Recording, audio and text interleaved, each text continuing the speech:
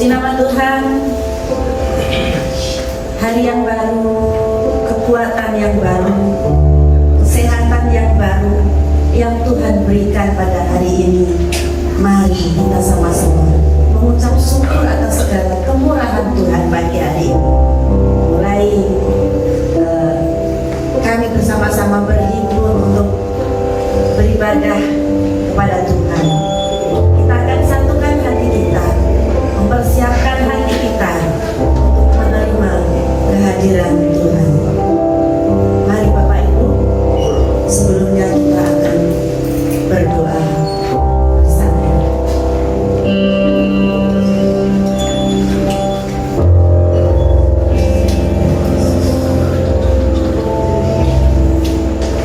Terima kasih ya Allahku, terima kasih ya Bapakku, terima kasih ya Roh Kudus. Kami bersyukur Tuhan pagi hari ini atas kemurahan-Mu Tuhan, kesempatan yang Tuhan berikan kepada kami.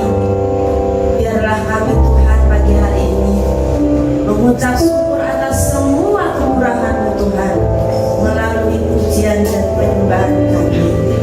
Layakkan kami Tuhan, sucikan kami, untuk kami dapat menyenangkan hati Tuhan melalui pujian dan penyembahan kami. Kiranya menyenangkan hati Tuhan. Terima kasih Tuhan. Kami mau memulai ibadah kami pagi hari ini. Kiranya Tuhan menyertai dari awal, pertengahan, hingga akhirnya. Tuhan hadir di tengah-tengah kami. Terima kasih Tuhan. Terima kasih pagi hari ini kami siap memulai ibadah kami. Di dalam nama Tuhan Yesus Kristus dan demi nama Tuhan Yesus Kristus, ibadah ini kami serahkan di dalam tangan kuasa. Haleluya. Amin. Terima kasih.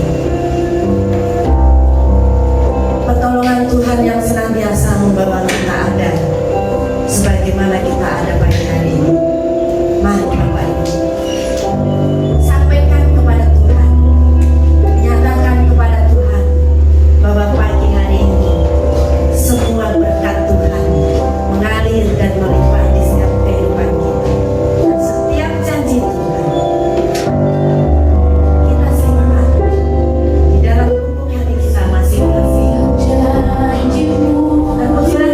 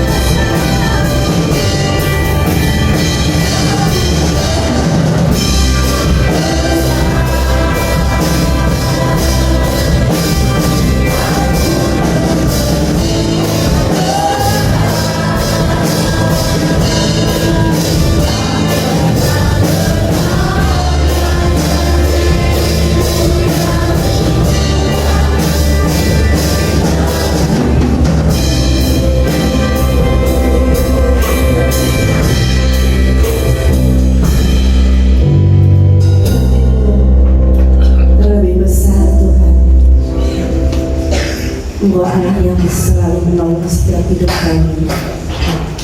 Kuasa-Mu lebih besar Tuhan, melebihi setiap permasalahan kami. Terima kasih Tuhan, pagi hari ini Tuhan, dengan apa adanya kami datang ke hadirat-Mu untuk menaikkan pujian dan kemuliaan kami. Inilah kami Tuhan, dengan keterbatasan kami, tetapi kami memiliki Allah seperti Engkau Tuhan, Allah yang tidak terbatas. Engkau selalu ada di setiap keadaan kami. Terima kasih ya Yesus, terima kasih. Ibadah ini kami habiskan di dalam nama Tuhan Yesus Kristus. Kami siap bersukacita bersama Engkau. Haleluya. Yang percaya katakan amin. Puji nama Tuhan. Berikan kemuliaan bagi Allah. Silahkan beberapa ibu saudara yang dikasihi Tuhan. Apa kabar Bapak Ibu Saudara? Karena kita memiliki Allah yang besar, yang luar biasa di dalam hidup kita, yang merasa, yang menerima pertolongan Tuhan. Tolong lambaikan tangan kanannya di atas. Beri kemuliaan bagi Tuhan kita. Tuhan tidak pernah meninggalkan kita karena kasih-Nya tak terukur. Panjang dan lebarnya seperti samudra, bahkan tingginya kasih Tuhan mengatasi langit. Dalamnya kasih Tuhan tak terselami oleh kita semua. Katakan pada Tuhan,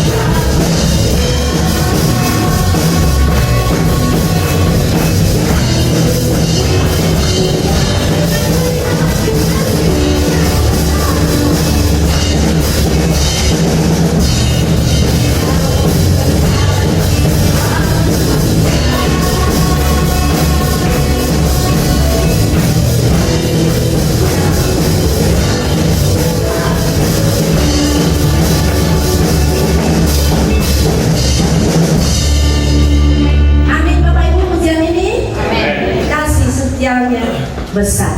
Masih mau bersukacita bersama Tuhan?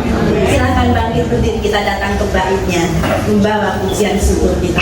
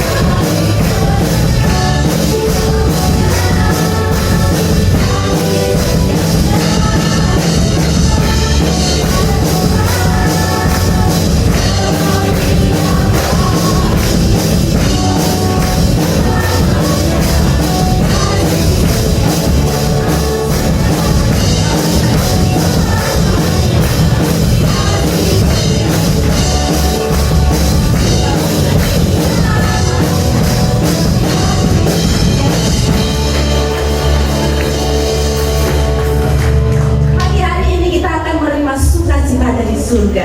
Siap Bapak Ibu? Kita terima sukacita dari surga.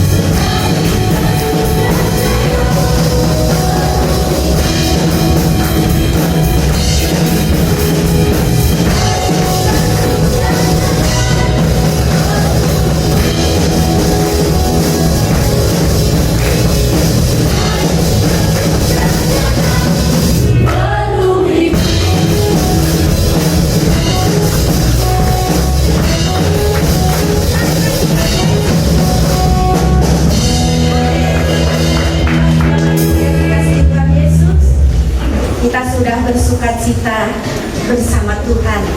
Saatnya kita akan menerima berkat Tuhan melalui kebenarannya. Kita akan siapkan hati kita. Biarlah apa yang kamu terima nanti menjadi kekuatan di dalam kehidupan kita semua. Biarlah apa yang kami dengar nanti menjadi rema di dalam kehidupan kita. Dan kiranya Tuhan mampukan dapat kita melakukan apa yang Tuhan mau.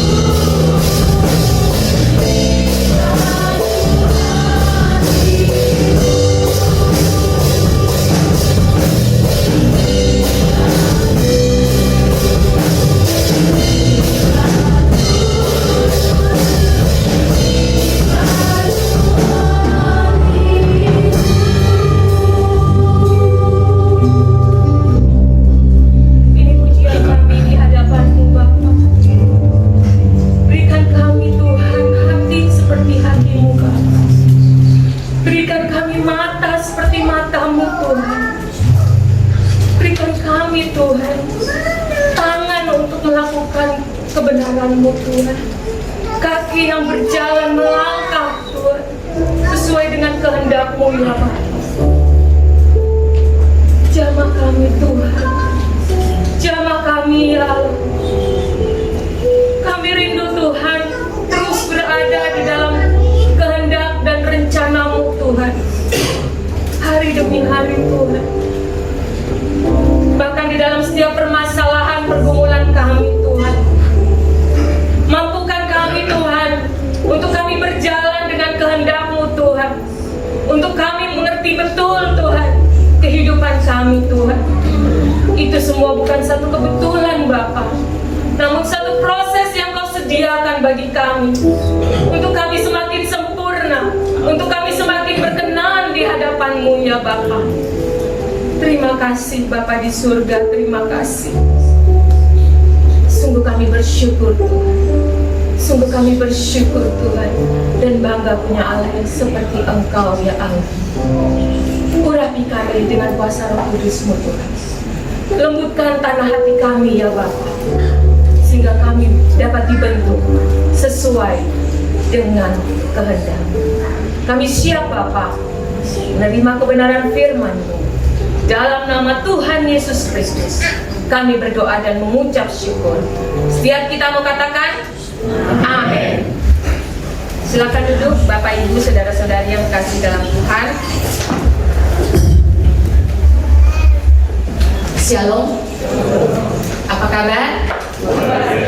Luar biasa, karena kita punya Allah yang luar biasa. Amin.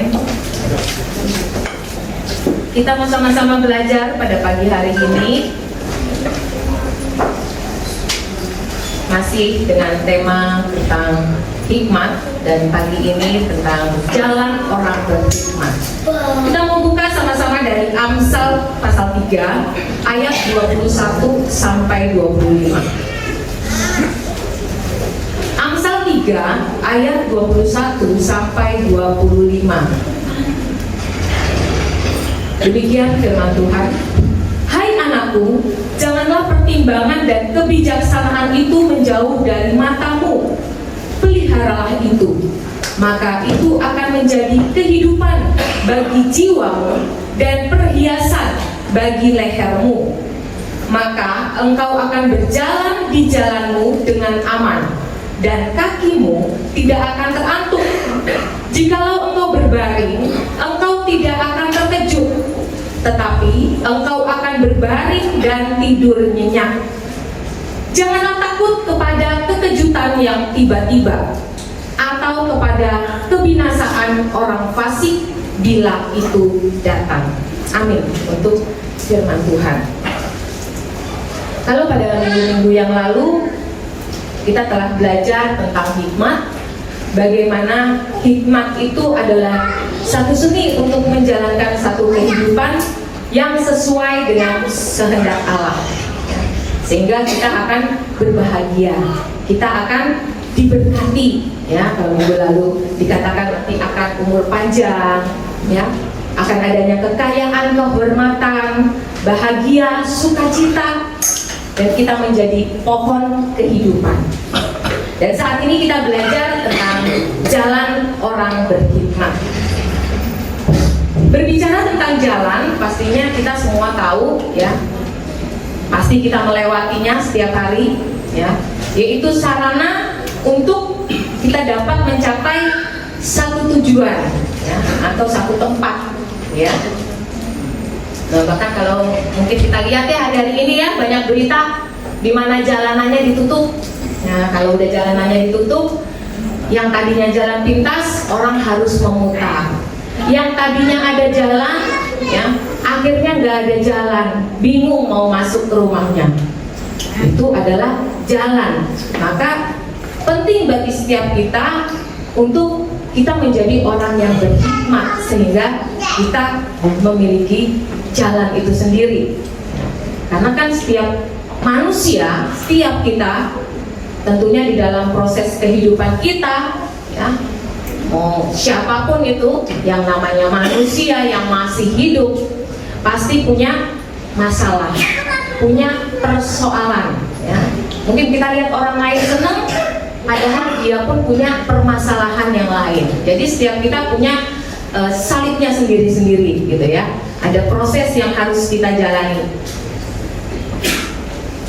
Namun berbeda, ya, ketika kita memiliki hikmat di dalam kehidupan kita, karena akan ada reaksi atau respon, ya, jikalau kita mengenal Kristus, ya, dengan orang yang tidak mengenal Kristus, ya, sehingga kita yang mengenal Kristus dikatakan menempuh jalan orang berhikmat.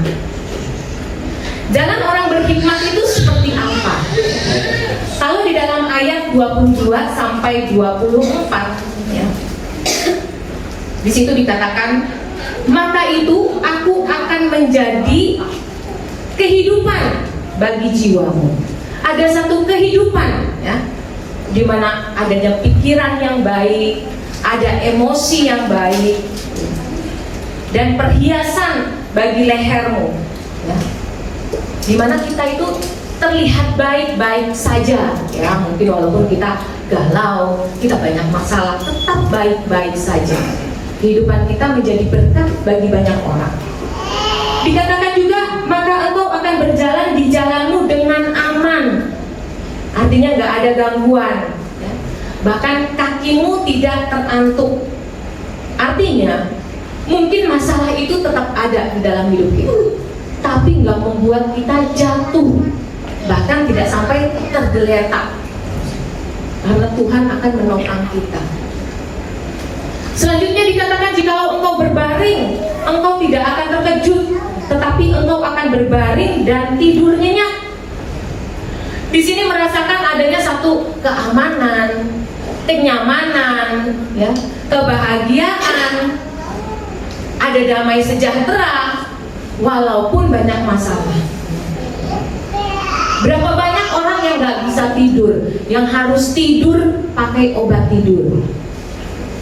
Dia harus mabok dulu supaya bisa teler, bisa tidur. Dan biasanya orang-orang yang demikian, yang tidak bisa tidur dengan aman, ya, bukannya menghakimi, justru biasanya yang banyak hartanya. Apalagi kalau hartanya ditaruh di rumah, ya. Satu ketika ini udah beberapa tahun lalu, ya, ketika suami saya menagih tagihan, waktu itu masih karyawan, ya, lalu dibayar dengan uang cash, nilainya hampir 1 M. Waktu dibayar dengan cash itu pas mau lebaran, jadi bank udah tutup, nggak menerima setoran. Mau nggak mau uang itu harus ditaruh di rumah. Dan kami udah rencana mau pulang kampung. Bayangin duit mau taruh di mana, ya? Tidur nggak nyenyak, makan nggak enak, ya. Soalnya uang apa? Uang titipan, ya, bukan uang milik sendiri, gitu ya. Tapi saya pikir kalau punya uang sendiri pun pasti nggak bisa tidur nyenyak kalau uang itu ditaruh di rumah.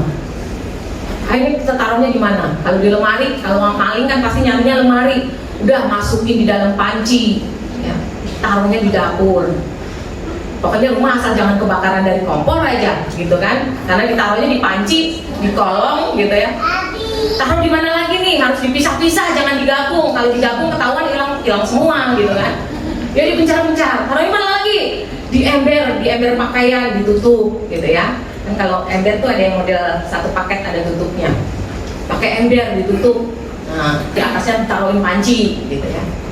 Aduh, taruh di mana lagi nih sisanya? Taruh di mana? Di rak sepatu, gitu ya. Orang kan nggak mungkin mikir di rak sepatu ada duitnya, gitu kan.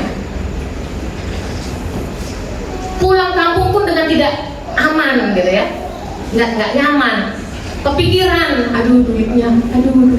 Jadi di kampung harusnya agak lama, jadi udah, yang penting udah ketemu orang tua, pulang, gitu ya. Nah itu enggak nyaman. Jadi kalau kita dikatakan di sini jalan orang berhikmat, maka engkau akan berbaring dan tidur dengan nyenyak, ya.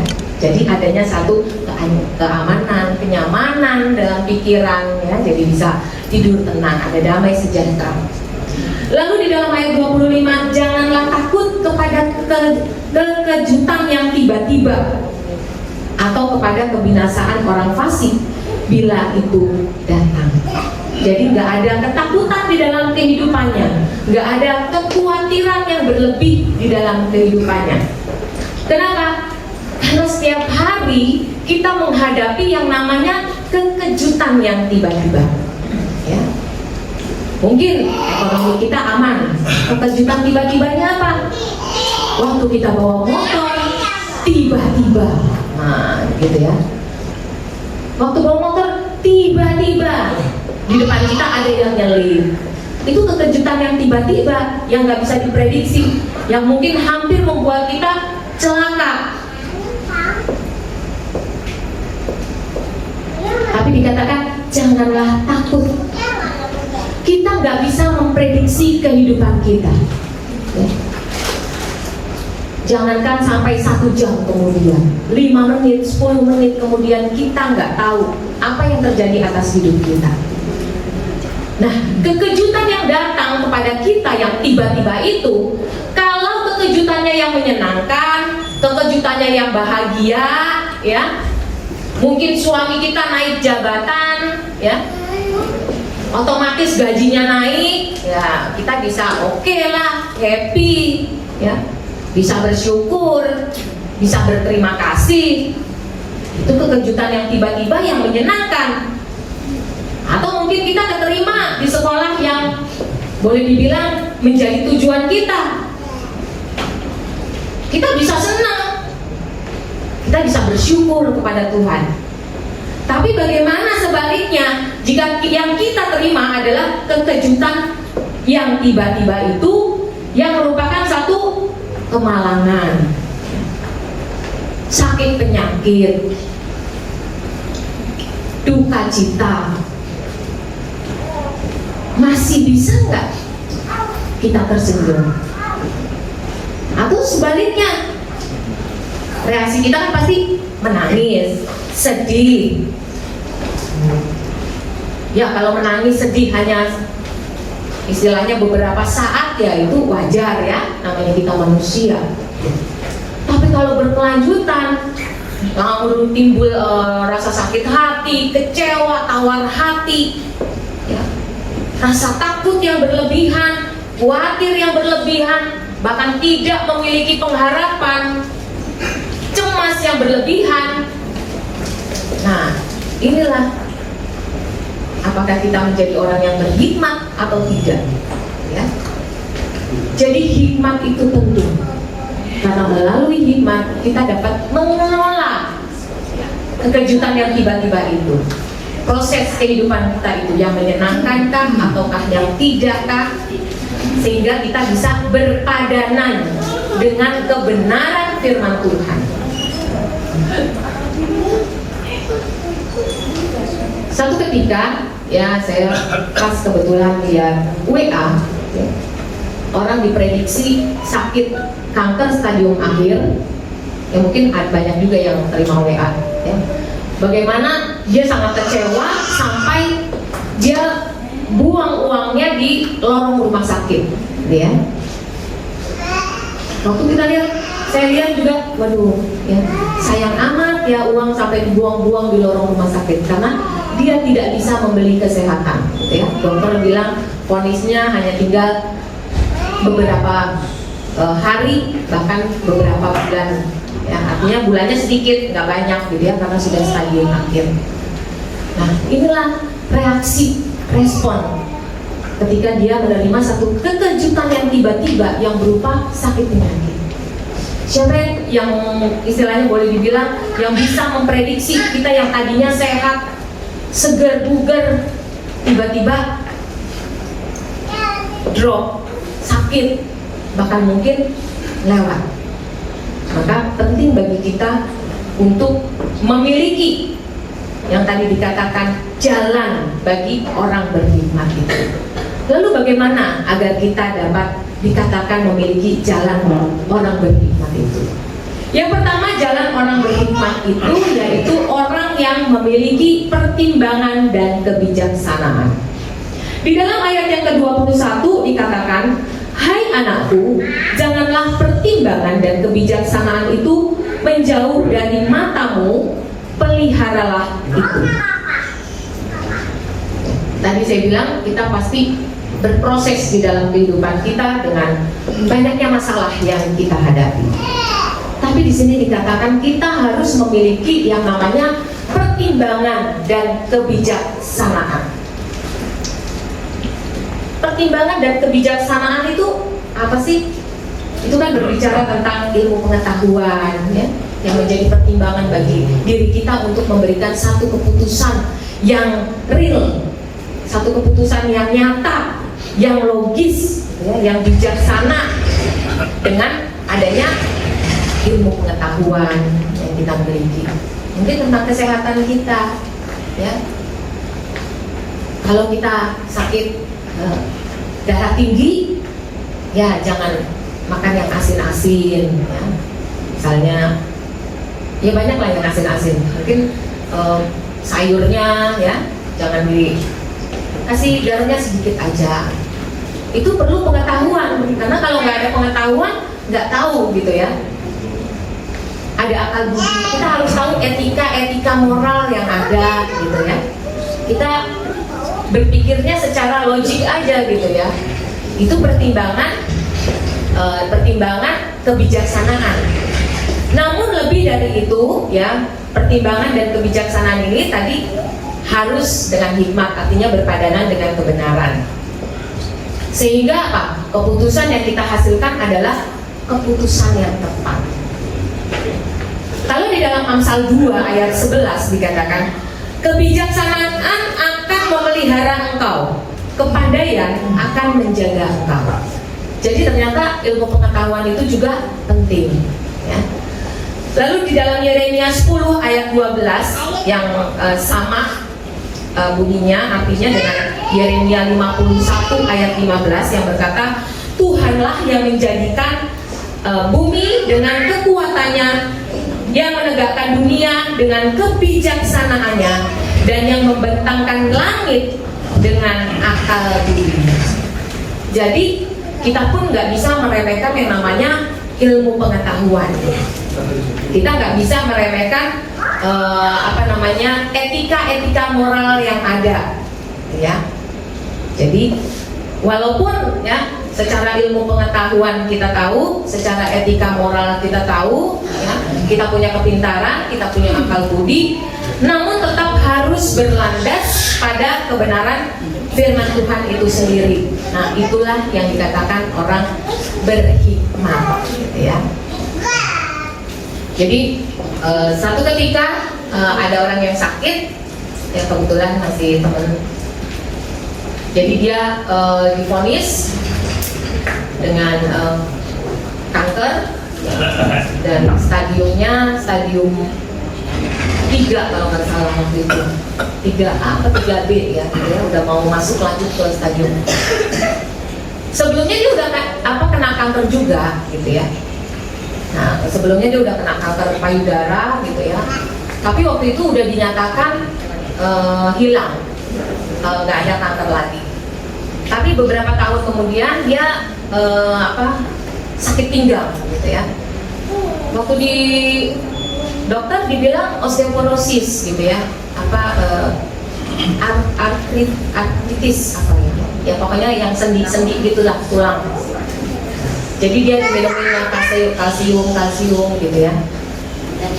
Dan akhirnya tetap nggak hilang-hilang juga sakit. Akhirnya dia penasaran, ya. Dia cek medical check up kebetulan di Singapura, ketahuan. Jadi ternyata kankernya yang waktu di payudara itu waktu udah hilang, ternyata itu nimbul lagi, tapi nimbulnya ke belakang, jadi ke tulang belakang gitu ya. Secara ilmu pengetahuan udah dibilang sama dokter, dia nggak boleh makan daging, nggak boleh makan gula gitu ya, karena itu adalah makanannya si cancer ini. Jadi makin dikasih yang manis-manis, makin dikasih daging merah gitu ya, nyebutnya daging merah, itu akan makin mempercepat pertumbuhan.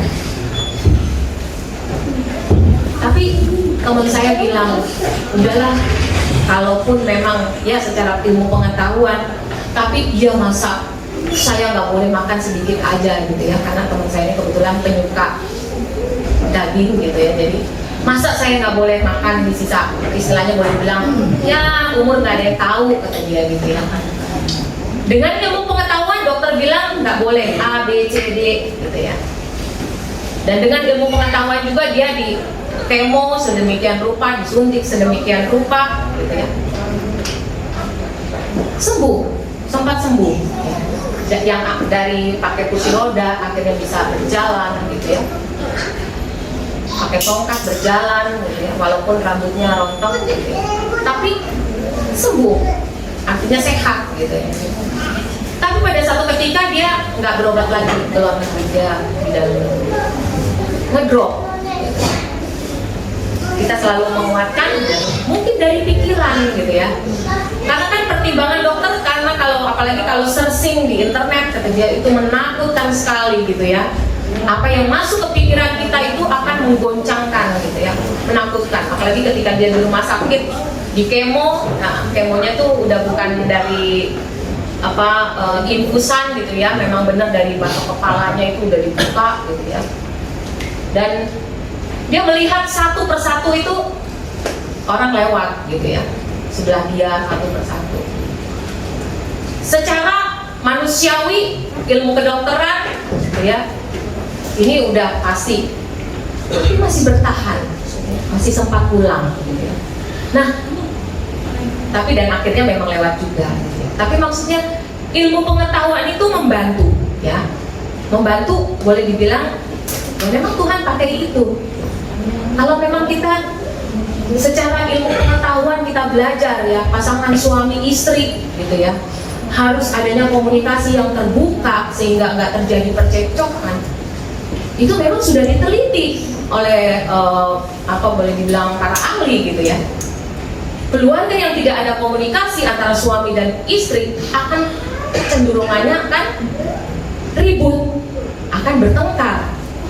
Karena masing-masing kan ingin sesuai dengan ekspektasinya gitu ya, masing-masing gitu. Kalau nggak dikomunikasikan, ya yang terjadi yaitu percekcokan, ya. Nggak ada kecocokan, dan nantinya berakibat fatal, perceraian. Ya.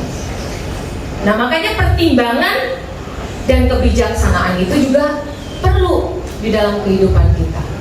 Bagaimana orang tua mendidik anak-anak? Kalau zaman dulu itu anak-anak kalau nakal pasti dipukul.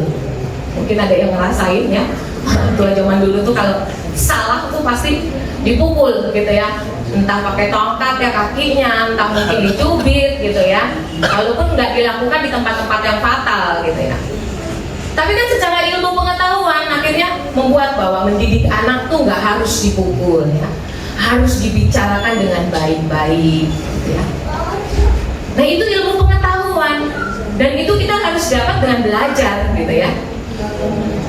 Dan para ahli pun istilahnya boleh mereka menyelidiki dengan memberikan kuesioner-kuesioner bagaimana anak yang dulu dididik dengan keras akan menghasilkan anak yang seperti apa gitu ya. Anak yang dididik dengan lemah lembut akan menghasilkan anak yang lemah lembut juga gitu ya. Nah itulah pentingnya ilmu pengetahuan, pertimbangan itu tadi, dan kebijaksanaan.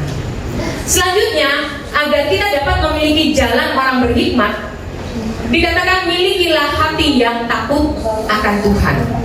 Ya. Karena kekejutan yang tiba-tiba tadi, ya, masalah-masalah yang kita hadapi yang nggak bisa kita prediksi, pertimbangan ada, gitu ya. Ilmu pengetahuan mungkin kita punya, tapi tetap keputusan hati itulah yang akan menentukan, ya, pengambilan keputusan itulah yang akan menentukan apa yang akan kita lakukan, apa yang akan kita perkatakan, dan itu dilakukan di dalam hati kita yang sebagai pusat daripada kehidupan. Maka di dalam Ayub 28 ayat 28 dikatakan, tetapi kepada manusia ia berfirman, sesungguhnya takut akan Tuhan itulah hikmat, dan menjauhi kejahatan itulah akal budi. Jadi sebenarnya akal budi, pengetahuan itu pun boleh dibilang itu pun satu rangkaian daripada memiliki hati yang takut akan Tuhan. Kenapa? Ya karena kalau kita lihat ya, penemuan nuklir itu sebenarnya baik ya. Karena boleh dibilang banyak peralatan medis ataupun pengobatan itu yang menggunakan nuklir gitu ya. Akan tetapi ketika orang nggak takut akan Tuhan, yang terjadi adalah nuklir dijadikan bom, dan itulah yang mematikan gitu ya.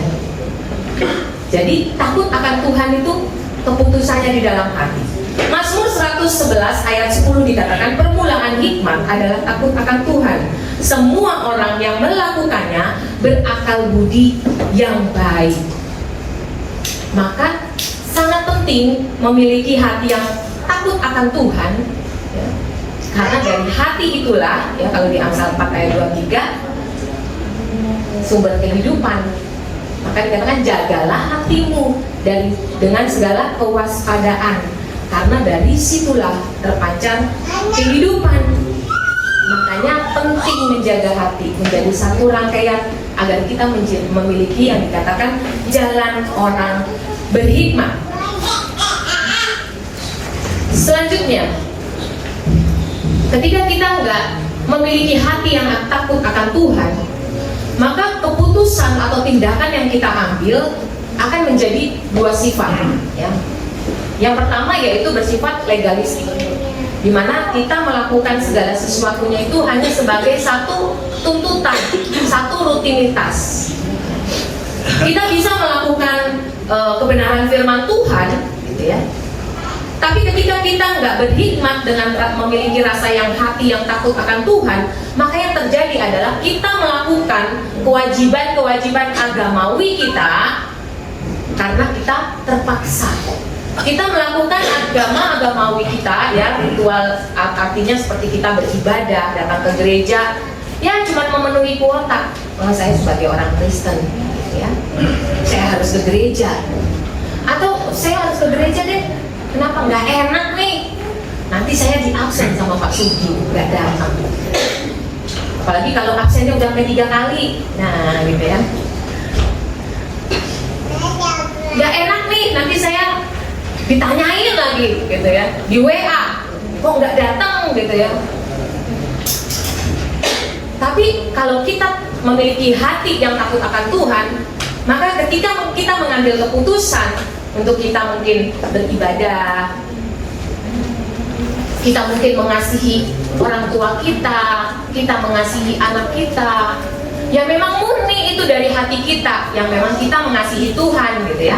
Karena takut akan Tuhan bukan berarti kita takut gitu ya. Oh, kayak kita melihat bapak kita kalau galak gitu ya, aduh takut gitu bukan. Tapi kalau kita takut akan Tuhan berarti kita mengasihi, kita menghormati Tuhan, bahwa Dia sebagai Allah di dalam kehidupan kita. Nah, dengan hati inilah kita mengambil keputusan itu dengan tulus hati, dengan murni gitu ya. Semua itu untuk kemuliaan nama Tuhan, bukan untuk kesombongan diri kita. Atau sebaliknya, respon kita kalau kita nggak takut akan Tuhan, yang terjadi adalah kita menjadi orang yang seenaknya, orang yang bebas, orang yang liberal. Nah, hidup ini hanya satu kali, udah dipuas-puasin aja deh. Mau nyoba yang ini dulu dah, narkoba dulu. Mau nyoba ini dulu deh, minum-minuman keras. Nyoba ini dulu deh, ya teman bilang ini pornografi gitu ya. Nyoba dulu deh, ya semua nyoba dulu. Mumpung masih muda, gitu ya. Mumpung masih sehat, gitu ya. Berapa banyak keluarga yang berantakan? Ini hari-hari ini tingkat perceraian sangat tinggi. Kenapa? Karena masing-masing memberikan kebebasan, dan akhirnya diterima kebebasan itu menjadi sesuatu yang oh ya udah suka-suka saya. Pasangan dengan pasangan suka-sukanya. Ya. Jadi tidak lagi memiliki komitmen, ikatan pertanggungjawaban yang bukan hanya kepada manusia tapi kepada Tuhan gitu ya. Jadi dia hanya ya udahlah gitu ya. Masing-masing lah kita tahu sama tahu gitu ya. Ini banyak yang terjadi. Dan di kalangan orang Kristen juga sangat sedih dan miris gitu ya. Yang istri bekerja, dia punya pil. Yang pria bekerja punya will, gitu ya. Jadi itu menjadi satu, boleh dibilang hari-hari ini dianggap biasa. Ya. Udah nggak tabu lagi, ya. Orang ngomong vulgar udah nggak tabu lagi. Ya. Kalau zaman dulu kan ngomong yang vulgar sedikit, tabu, gitu ya. Kalau sekarang nggak ada. Dunia dalam genggaman. Handphone memberikan apa yang kita, informasi yang kita mau, gitu ya. Tapi bagaimana kita memiliki hati yang takut akan Tuhan? Itulah yang penting untuk kita menjadi orang yang berhikmat. Dan akhirnya apa yang menjadi atau bagaimana agar kita dapat menjalani, bagaimana kita sebagai orang Kristen dapat berjalan, ya, di jalan orang berhikmat, ya, di mana kita memiliki pertimbangan, memiliki kebijaksanaan, dan juga memiliki hati yang takut akan Tuhan.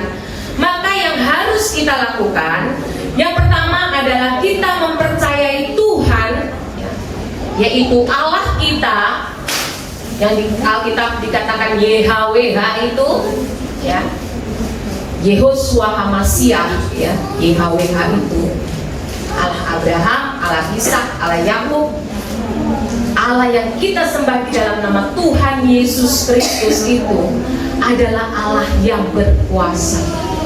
Itu harus kita percayai bahwa Allah kita adalah Allah yang berkuasa, sehingga Ia menjadi sandaran bagi kehidupan kita. Di dalam Amsal 3 ayat 26 dikatakan, karena Tuhanlah yang akan menjadi sandaranmu dan akan menghindarkan kakimu dari jerat. Jadi Tuhan itu benar-benar sandaran, ya. Dia benar-benar Tuhan. Sandaran itu apa sih? Sandaran itu kan gak mungkin kita sandaran sama kertas.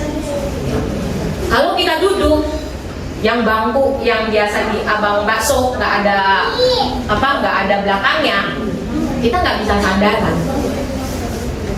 Kalau sandaran kita lembek, ketika kita sandaran kita pasti akan jatuh. Maka sandaran itu pastinya dan tentunya haruslah yang kuat. Nah, bagi kita Allah itulah tempat sandaran kita, karena Dia Allah. Dia yang menciptakan kita, Dia yang tahu siapa kita, sehingga kita dapat berjalan di dalam jalan orang berhikmat itu. Dan Yesus Kristus yang dikatakan pengantara kita, Dia adalah Allah yang sejati. Dia benar-benar Allah karena Dia adalah Alfa dan Omega, ya. Itu nggak bisa kita ragukan, ya. Kita saksikan, gitu ya. Karena Dia adalah Allah, Allah yang berkuasa, yang sanggup memberikan hikmat di dalam kehidupan kita untuk kita melewati hari-hari kita. Selanjutnya yang kedua, setelah kita mempercayai bahwa Allah kita adalah Allah yang berkuasa, yang menjadikan sandaran kita, selanjutnya adalah kita meminta kepada Tuhan. Karena kan Allah itu sumber hikmat itu sendiri. Nah, maka kita minta. Di dalam Amsal 2 ayat 6 dikatakan, karena Tuhanlah yang memberikan hikmat, dari mulutnya datang pengetahuan dan kepandaian. Jadi kalau Tuhan yang berikan hikmat, Tuhan yang punya hikmat, ya kita mintanya sama Tuhan hikmat itu, ya nggak bisa minta dengan yang lain. Ketika mungkin bapak, misalnya bapak siapa atau ibu, ya misalnya ibu dulu di rumah punya air galon ada banyak. Saya nggak mungkin minta ke Bu Lulu yang Bu Lulu nggak punya, ya. Jadi kalau Bu Lulu di rumahnya banyak air galon, ketika saya kekurangan air galon, saya minta ke Ibu Lulu, berarti saya minta ke tempat yang tepat, yang memang punya air galon, gitu ya. Ilustrasinya begitu aja, gitu ya. Nah, demikian juga Tuhan yang punya hikmat, Tuhan yang punya kebijaksanaan, Dia yang punya pengetahuan, akal budi, sumbernya di Tuhan, ya kita mintanya kepada Tuhan. Di dalam Yakobus 1 ayat 5 dikatakan, tetapi apabila di antara kamu ada yang kekurangan hikmat, hendaklah ia memintakannya kepada Allah yang memberikannya kepada semua orang dengan murah hati dan dengan tidak membangkitkan. Jadi mintanya kepada Tuhan. Selanjutnya yang ketiga, yaitu kita harus mengisi pikiran kita dengan pengetahuan. Dalam hal ini adalah kebenaran firman Tuhan. Pengetahuan dengan ilmu pengetahuan itu baik. Pengetahuan akan etika moral itu baik. Namun lebih baik adalah pengetahuan akan kebenaran firman Tuhan. Karena kalau kita baca di dalam Alkitab, ya apalagi kitab Amsal, Mazmur, gitu ya, di situ banyak sekali berisi ujangan-ujangan, ya. Bagaimana menjadi seorang ayah, bagaimana menjadi seorang ibu, bagaimana kita menjadi seorang anak. Itu semua ilmu tentang etika moral itu ada di Alkitab. Jadi betapa bangganya kita menjadi orang Kristen. Boleh dibilang kita mempunyai panduan buku kehidupan di dalam kehidupan kita. Untuk itu penting bagi kita untuk terus belajar, ya. Mungkin kita baca firman Tuhan satu hari, mungkin satu perikop, gitu ya, atau mungkin satu ayat lah, ya. Karena kan kita lebih senang ayat emas, ya biasanya ya. Kalau biasa di rumah, ya anak saya tuh di botol itu ada kapsul-kapsul itu diisi dengan ayat-ayat Alkitab, gitu ya. Jadi terkadang pagi-pagi kayak orang arisan kocok-kocok gitu ya, buka gitu ya. Wah, ada ayat emas gitu ya. Minimalnya ya, kita mengisi pikiran kita walaupun satu ayat nggak apa-apa. Dengarkan renungan yang biasa dibagikan setiap pagi ya. Kita bersyukur ada renungan, baik itu rekaman suara, baik itu berupa tulisan gitu ya. Itu akan membangun kita memiliki pengetahuan yang benar akan kebenaran firman Tuhan. Di dalam Roma 12 ayat 2 dikatakan, berubahlah oleh pembaruan budimu sehingga kamu dapat membedakan manakah kehendak Allah, apa yang baik, yang berkenan kepada Allah, dan yang sempurna. Mengisi pikiran kita dengan kebenaran firman Tuhan itu agar kita dihindarkan dari yang namanya hikmat dunia yang gak berpadanan dengan Kristus. Karena begitu banyak juga ya hikmat dunia atau boleh dibilang etika dunia yang tidak atau istilahnya bertolak belakang dengan kebenaran firman Tuhan. Ya. Kalau orang dunia kan sabar itu ada batasnya. Kalau di Alkitab kan sabar itu nggak ada batasnya. Mengampuni itu ya kemarin udah saya ampuni, hari ini saya ampuni, gitu ya. Perasaan tiap hari minta pengampunan, minta maaf ya. Apalagi suami istri ini biasanya ya. Buat kesalahan hari ini minta maaf, besok minta maaf. Ya kalau kata orang dunia ya, apalagi mungkin kalau bergaul sama orang dunia, ngapain dimaafin gitu ya. Nanti kebiasaan suami kita misalnya atau istri kita gitu ya, dia makin terus menjadi-jadi, bukan malah makin ngerti gitu ya. Itu hikmat dunia berbeda. Kalau di Kristenan ampun. Suami berbuat salah berapa kali pun ampuni. Istri berbuat salah berapa kali pun ampuni. Anak-anak mungkin mengecewakan, ampuni. Nah itu hikmat Tuhan. Tapi kalau hikmat dunia, oh ntar dulu gitu ya. Hari ini boleh saya sabar, besok lain lagi ceritanya. Nah, hati-hati. Demikian juga bagaimana kita menjaga pikiran dan hati kita dari pengaruh. Kalau kemarin Bapak Gembala juga bilang media sosial ya. Kita jangan terbawa arus ya.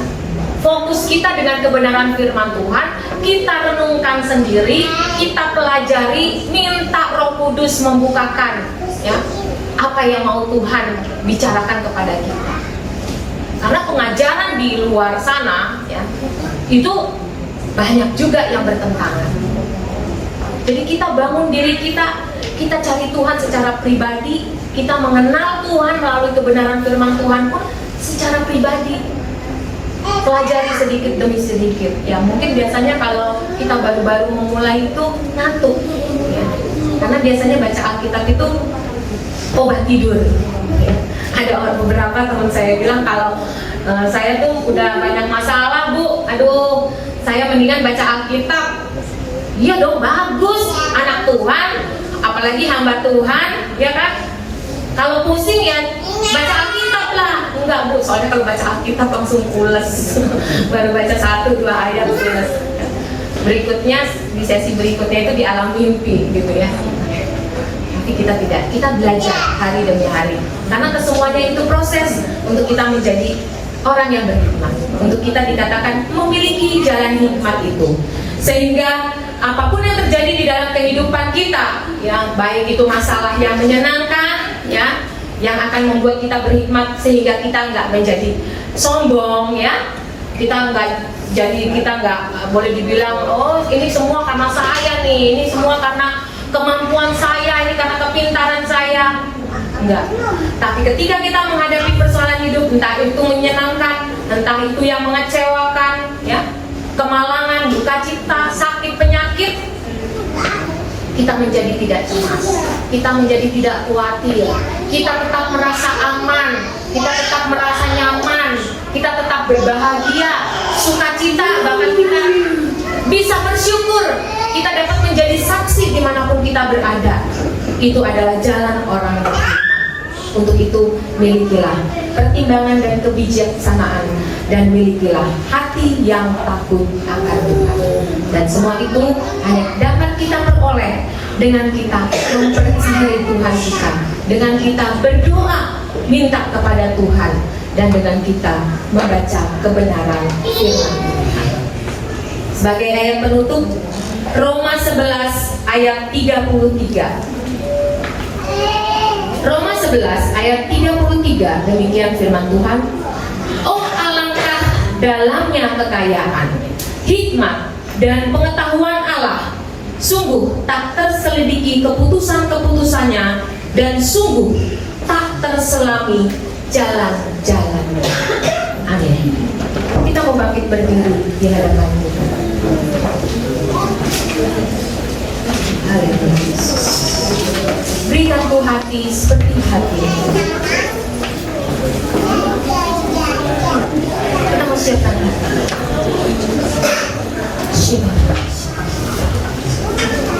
Kami bersyukur Tuhan buat kebenaran buat kami terus Tuhan dekat dengan mengenal Engkau dengan sungguh, sehingga jalan orang berhikmat itu Tuhan ada pada kami, sehingga kami Tuhan memiliki kemampuan untuk memberikan keputusan yang tepat, keputusan yang sesuai dengan kebenaran firman Tuhan, dan keputusan yang sesuai dengan kehendak Tuhan. Mampukan kami Tuhan, mampukan kami ya Allah, sehingga kami sungguh-sungguh menjadi saksi dimanapun kami berada. Terima kasih.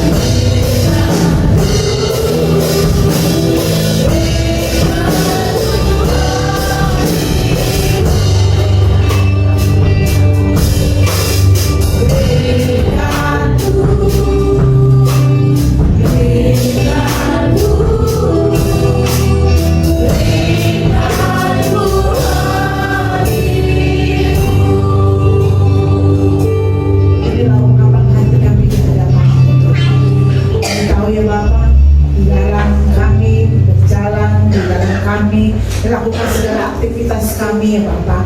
Kami memerlukan hikmatnya daripada-Mu, agar segala sesuatu yang dapat kami lakukan Tuhan tidak menjadi Tuhan batu sandungan bagi kami maupun bagi orang lain ya Bapa. Oleh sebab itu Tuhan, ajar kami untuk menjadi Tuhan anak-anak-Mu yang berhikmat di hadapan-Mu Tuhan, yang memiliki kesadaran Tuhan untuk takut akan Engkau ya Bapa, dan senantiasa mau bersandar terus Tuhan di dalam Engkau. Karena kami tahu Tuhan, tanpa bimbingan yang daripada-Mu Tuhan, kami tidak akan dapat mampu Tuhan untuk melakukan segala sesuatu yang baik di hadapan-Mu maupun di hadapan sesama kami ya Bapa. Oleh sebab itu, berikan hikmat-Mu di dalam kehidupan kami, berikan hati-Mu Tuhan, berikan tangan-Mu, dan berikan Tuhan segala sesuatu yang telah Kau contohkan di dalam kehidupan kami Tuhan, untuk kami senantiasa seturut dengan apa yang Kau kehendaki dalam hidup kami. Hamba-Mu Tuhan, Ibu Pendeta Eva sudah berhenti berbicara Tuhan, namun kami percaya Bapa, melalui Roh Kudus-Mu akan terus Tuhan menyatakan di dalam kehidupan kami, membimbing dalam jalan-jalan hidup kami Tuhan, agar kami selalu Tuhan seturut dengan apa yang Kau kehendaki dalam kehidupan kami. Pakai Tuhan Ibu Pendeta Eva dengan luar biasa ya Bapa, dan nama Tuhan saja yang akan senantiasa dipermuliakan. Kami teringat buat Bapak Gembala dan Ibu Gembala kami Tuhan yang berada di Jogja pada saat ini Tuhan. Mari Kau tolong di dalam pelayanannya ya Bapak. Kau tolong Tuhan, Kau mau pakai dengan luar biasa, sehingga Bapak dan Ibu Gembala kami Tuhan menjadi berkat Tuhan di mana saja beliau melayani-Mu Tuhan, dan nama Tuhan saja yang akan senantiasa dipermuliakan. Begitu pula buat kami yang hadir pada saat ini. Kau tahu bagaimana kedatangan kami, Kau tahu Tuhan bagaimana kerinduan kami, Kau juga tahu Tuhan bagaimana Tuhan Yesus pada saat ini kami bergantung padamu ya Bapa. Oleh sebab itu Tuhan, jikalau pada saat ini kami datang dengan sakit penyakit, mari Tuhan Engkau jamah dengan kuasa yang daripada-Mu. Kalau kami datang Tuhan dengan beban berat, mari Engkau akan memberikan jalan keluar ya Bapa. Ajar kami mengandalkan Kau di dalam kehidupan kami Tuhan, karena kami tahu ketika kami Tuhan datang kepadamu, ketika kami Tuhan datang memohon Tuhan belas kasihan-Mu, Kau akan senantiasa membuka jalan dalam kehidupan kami. Mungkin ada di antara kami Tuhan yang sedang mencari pekerjaan, mari Tuhan Kau membuka jalan Tuhan bagi anak-anak-Mu yang belum mendapatkan pekerjaan. Kiranya Tuhan hikmat yang daripada-Mu Tuhan, campur tangan-Mu di dalam memberikan pekerjaan bagi anak-anak-Mu Tuhan akan Kau berikan ya Bapa, sehingga kami semuanya Tuhan boleh menikmati akan berkat-berkat yang Kau sudah berikan dalam kehidupan kami. Bagi anak-anak-Mu Tuhan yang akan kuliah maupun yang akan naik tingkat Tuhan, SMP, SMA Tuhan, atau masuk SD, biarlah Tuhan Kau tolong dalam perguruan tinggi, biarlah Tuhan Kau tolong dalam kehidupan mereka ya Bapa, dalam hidup mereka, agar mereka memiliki misi-Mu Tuhan. Di mana saja mereka berada, Kau pakai mereka, jadikan mereka menjadi anak-anak-Mu yang berhasil Tuhan. Karena kami tahu di tangan kanan-Mu adalah satu keberhasilan. Ajar anak-anak-Mu untuk menggantungkan padamu Tuhan segala sesuatu yang mereka dapat raih Tuhan dengan kekuatan yang daripada Engkau. Terima kasih Bapa di surga. Kalau pada saat ini kami juga berdoa buat saudara daripada Ibu Yati yang pada saat ini Tuhan sedang mengalami sakit ya Bapa, kejang ya Bapa. Mari Kau tolong Tuhan buat keponakannya. Pada saat ini Tuhan kami bersatu hati di dalam nama Tuhan Yesus Kristus. Bila darah-Mu Tuhan akan menolong dan menjamahnya ya Bapa. Sakit penyakit yang dialami oleh keponakannya Tuhan dapat Kau lepaskan dengan bilu dan darah-Mu ya Bapa, sehingga keluarga Ibu Yati Tuhan boleh mendapatkan kemenangan oleh karena tangan kasih yang daripada-Mu akan senantiasa menolongnya. Terima kasih Bapa di surga. Kalau sebentar kami akan kembali ke rumah kami masing-masing, dan kami juga akan memberikan Tuhan apa yang Tuhan sudah beri dalam kehidupan kami, yaitu persembahan kami ya Bapak. Kiranya Kau saja yang akan senantiasa memberikan dan memberkati dalam tiap-tiap kami yang akan memberikan satu ucapan syukur kami di hadapan-Mu. Terima kasih Bapa di surga. Kami serahkan seluruh kehidupan kami hanya ke dalam tangan-Mu saja ya Bapak. Kita akan menyiapkan hati kita untuk kita mendapatkan berkat. Saudara yang dikasih oleh Tuhan Yesus Kristus, marilah kita pulang dengan membawa berkat dari Allah Bapa, Anak dan Roh Kudus. Kiranya akan senantiasa menyertai dalam kehidupan kita dari sekarang sampai selama-lamanya, sampai dia datangnya kedua kali. Haleluya. Amin.